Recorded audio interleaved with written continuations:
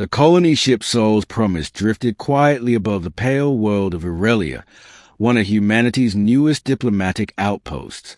Among its passengers was 17-year-old Eli Cross, a boy who preferred books to people and silence to attention.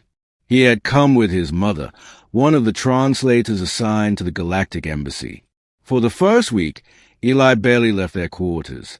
The alien city below shimmered with bioluminescent towers and floating walkways, but crowds made him nervous. He spent hours staring out the viewport, watching Virelia's twin moons rise like silver eyes. Then, one afternoon, he wandered to the garden built for cross-species cultural exchange. There, by a crystal fountain, he saw her. She looked almost human. Same height, same curious eyes, but her skin held a faint opal sheen, and delicate silver markings ran down her arms like living tattoos. She noticed him watching and smiled. "First time off-world?" she asked. Eli stammered. Yay. Is it that obvious?" "It's the way you flinch every time the ground hums," she said, laughing softly. "Don't worry. That's just the city's heartbeat." Her name, she said, was Elara. She claimed to be a student of Aurelian history working near the embassy. They talked for hours about human art, Aurelian music, and the strange taste of coffee compared to her planet's nectar brews. For the first time since arriving, Eli forgot to be shy. Over the next weeks, they met often. Elara taught him to read the floating glyphs that decorated the city. Eli showed her old earth poetry.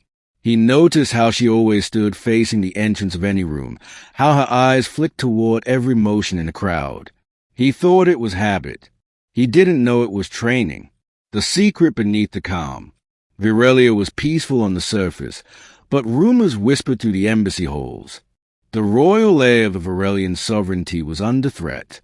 Assassins from the rival house of Corvin had infiltrated the capital. The human delegation was told to remain neutral. Eli didn't care about politics, but Elara started missing meetings. When she finally appeared again, there was tension in her voice. "Eli," she said, "if you ever see me here with strangers, you must walk away. Promise me." "Why? Are you in trouble?" She smiled, but it didn't reach her eyes. "Just promise." He did. That night, explosions echoed from the royal quarter.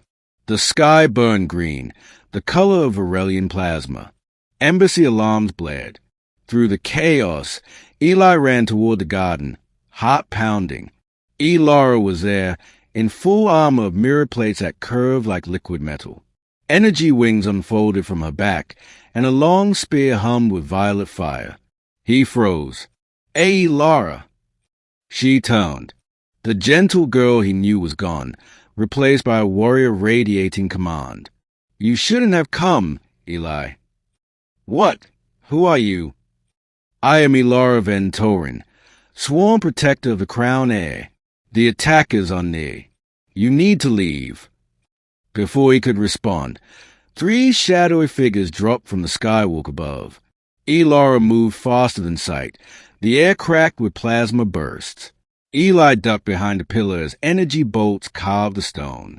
When the noise stopped, only Elara stood, chest heaving, armor scorched but unbroken. She turned to him. "Now you know." He couldn't speak. She looked almost ashamed. "I never meant to lie," she said quietly. "But your friendship reminded me that not every world expects perfection from me." The human instinct.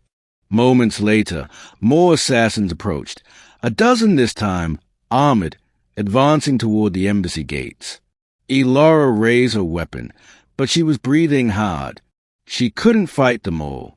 Eli saw something glint beside a fallen guard, a discarded plasma pistol. He picked it up with shaking hands. "Eli, no." He fired.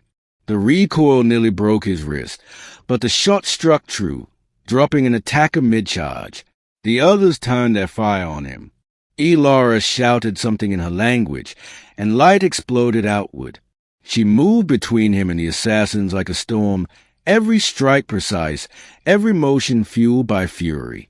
But one bolt slipped through, grazing her side. She stumbled. Without thinking, Eli grabbed her, pulled her behind cover. He tore his jacket to press against the wound. "You saved me," she whispered, shocked. "Guess I'm not as fragile as I look." Elara smiled weakly. "Humans, you never cease to surprise."